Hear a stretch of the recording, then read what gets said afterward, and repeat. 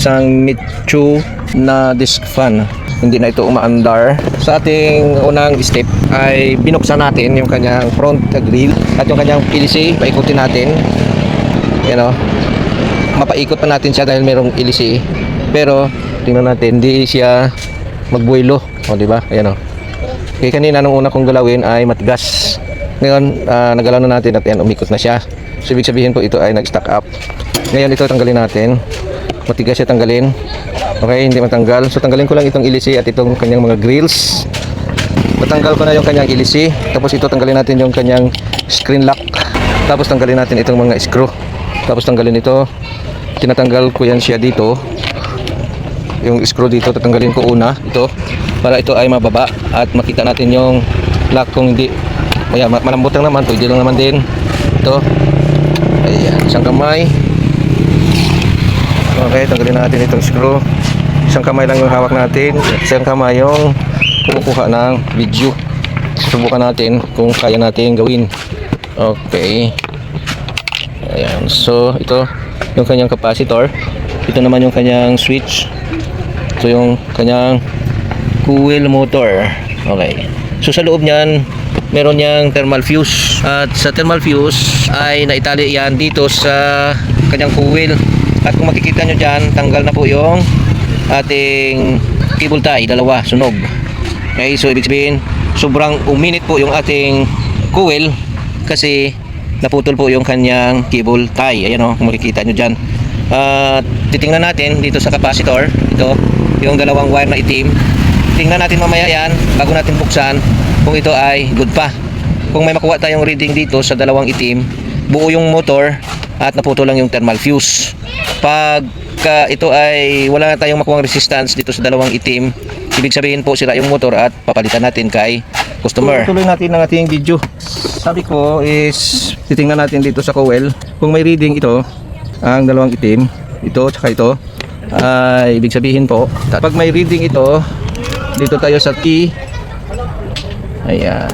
Pag may makuha tayong reading dito sa kabilang itim at dito sa binalatan, sa may pinagputulan, ay ibig sabihin buo ang motor natin. Ayan o. Meron tayong 877. Di ba?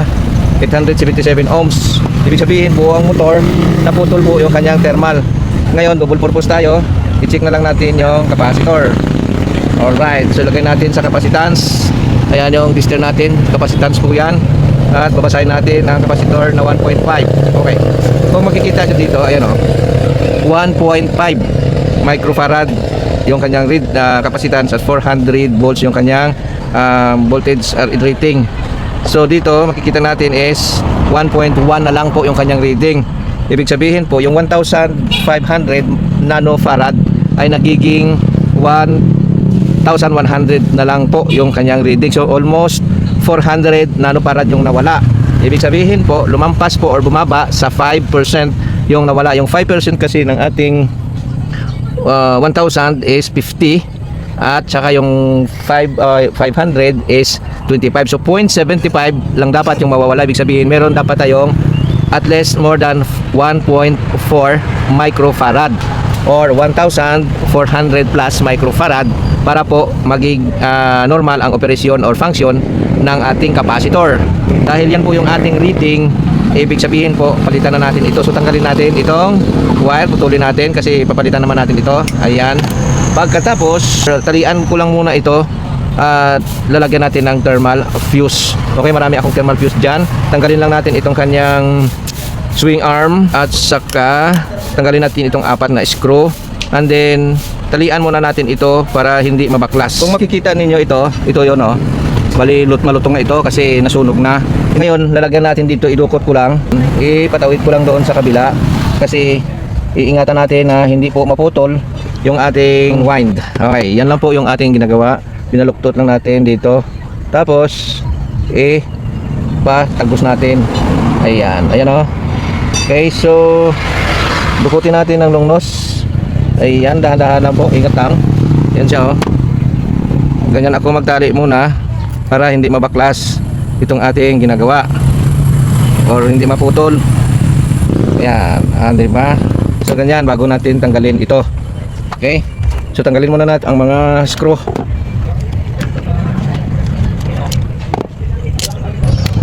Tanggalin natin ito, lagyan lang natin ng thinner para lumambot yung mga dikit-dikit. Malambot na siya. Ano, hanapin natin yung thermal fuse. At ito nakita na natin ang thermal fuse. Kita nyo ba? Ito. Pagkagtan na natin ang flyer or long nose para mahila natin yung kanyang balot. At ito pa yung isa. Ito.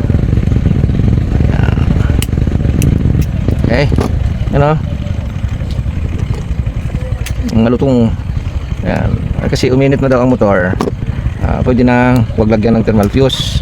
Pero sa akin hindi. Kakabitan pa rin natin. Ayan. So ito yung thermal fuse na sinasabi natin. Kaya tanggalin natin. At ito pang isa. Diba? So kanina na-check natin na buo yung motor. At ito yung thermal na sinasabi natin. Testira natin ang thermal na ito. Ayan, kita ba yung ginagawa natin? Baka hindi makita.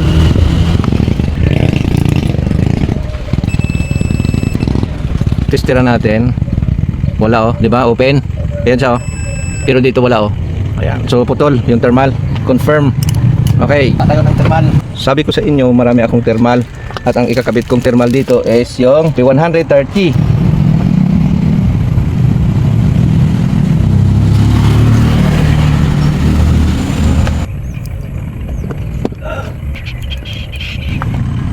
Okay, linisin na natin ito ang shafting.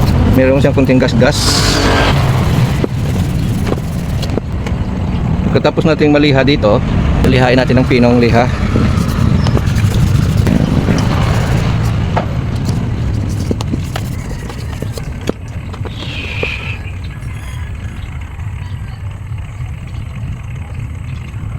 Dahil meron siyang gas-gas na bakas dito sa ating shafting, papalitan natin yung sa harap.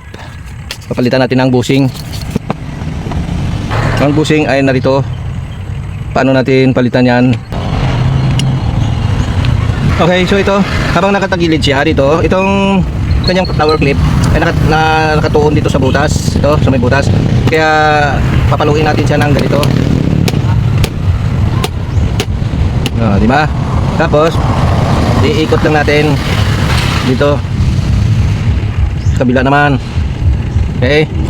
Ayan o, doon sa kabila. Yan. Okay? Tapos ayan. At ituwid naman natin dito, ganyan. Tapos dito, ano, para okay.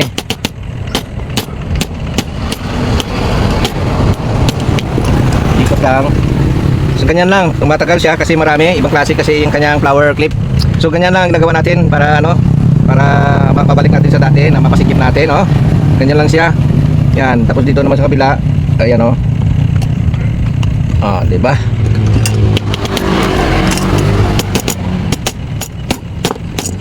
Okay, ikot lang natin dito. Okay. Di ba? Ganyan lang. Yan o, sa kabila din. Para po ito naman sa kabila, ganun din. Yan o.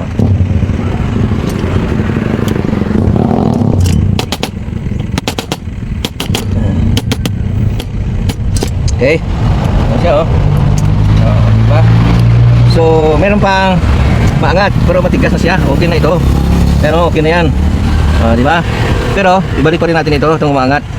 Ano?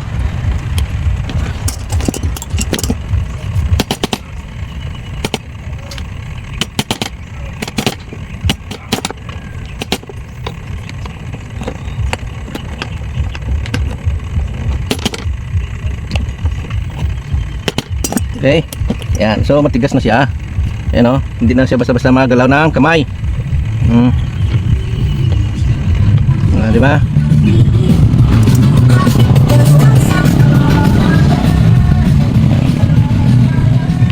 Basta hindi na siya maikot, magalaw sa kamay. Okay na yan, ano? Hindi na magalaw sa kamay, di ba? Ngayon, dahil hindi na siya magalaw sa kamay, kung nakikita nyo dito, hindi makita dyan, merong tinamaan. tinamaan ang ating pagpukpok. Alright. So ang gagawin natin dyan, pwedeng baliktarin natin. Halimbawa, pero tanggalin natin ito. Ayan o. Tanggalin natin. Para po hindi masugatan yung ating shafting. Ayan.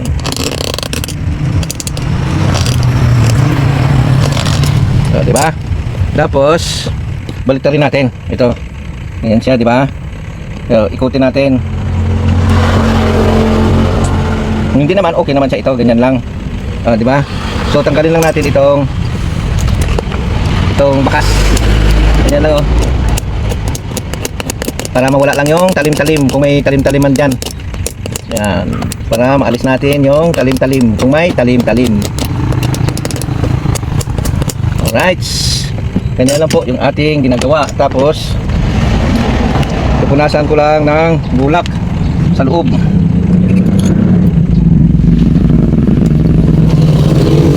Okay.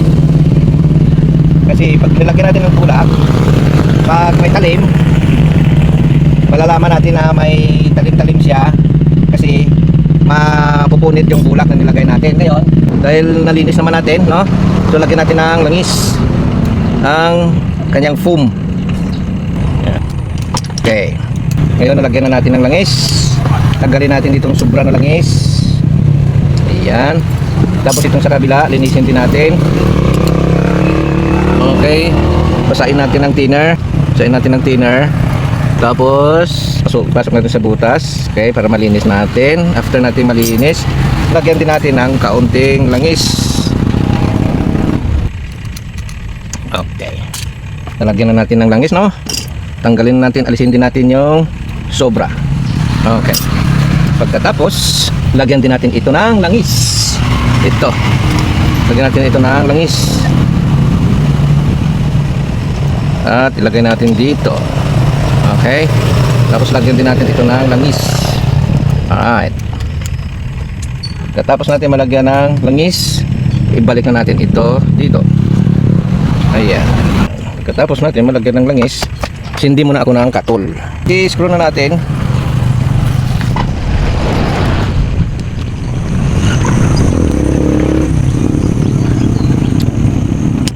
Balik na natin ang kanyang pin.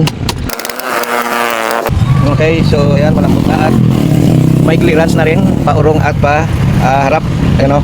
So malambot na, align din.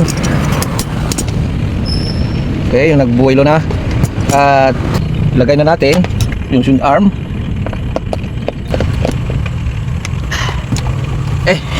Okay, so ito yung luma natin na capacitor 1.5 at ito yung bago natin 1.5 din. At ipapakita ko sa inyo yung pagsukat ng ating capacitance, kung tama ba yung ating sinabi kanina na lagay natin sa capacitance. Okay, ayan. Tapos susukatin natin yung capacitor. Ito yung 1.5 na luma dito sa luma. Ito. Ayan. Sukat natin. So ang nasusukat natin is 1.21 or 1.13. Ang bago, susukatin natin 1.52. Ayan. So malaki ang diferensya.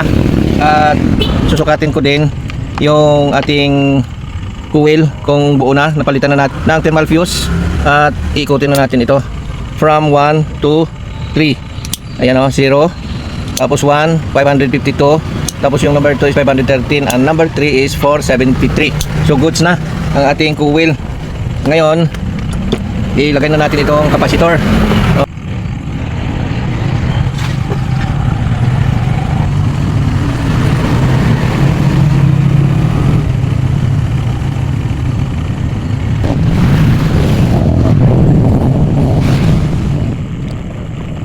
Lagyan ko ng electrical tape for safety.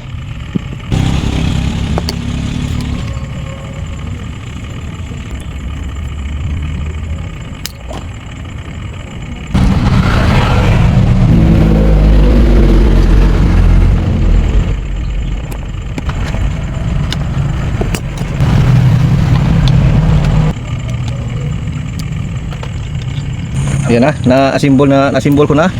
Nalagay na natin lahat ng kailangan natin ilagay. Banda rin na natin ngayon ito. Saksak ko na siya. Ito. Tapos i-on natin 1. Ayan o. Naikot na. Number 2. Number 3. Ayan. Diba? Kita naman na umiikot. Kahit na hindi natin lagyan ng puting kulay. Ayan o. Okay. Diba? Naikot na. So, ibalik na natin yung mga cover nya.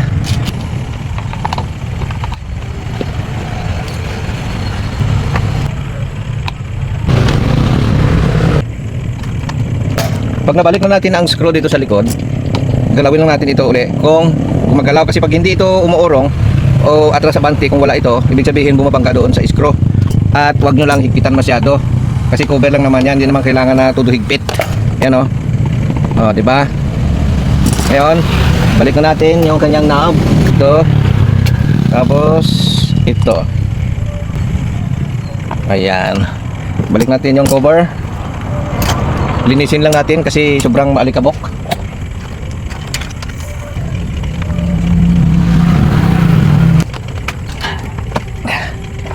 Ito ay half moon. Ito may bawas sa gilid. Ang ating ilisi ay may bawas din, half moon din. So dapat sumakto siya dito. Lagay na natin yung ating propeller nut. Okay. Testingin na natin. Testing na. Okay, steady lang. Alright. So, up na natin. Okay. I-on na natin. Dito. Ayan. Number 1. Number 2. At number 3. Okay. Subukan natin kung nagsiswing. Ayan. Alright. So, buo na. Yung electric pa natin. Okay. Walang stack up. Walang aberya. I-off na natin. Ibalik na natin yung kanyang cover. Okay. Mitsui Japan cover. So ayan, nalagyan na natin ang cover. Tapos na yung ating gawa. At andarin na natin. Okay. On na natin. Ayan o. Diba? Tapos number 2 at number 3. Paswingin na natin uli. Ayan o. Diba? Basta pag nakita ninyo na madumi na yung electric fan, dilinisin para po tumagal po yung inyong electric fan. Yan na po, at yan na po yung ating video ngayon. Maraming salamat at sa inyong support na walang sawa. God bless at more power. Bye bye.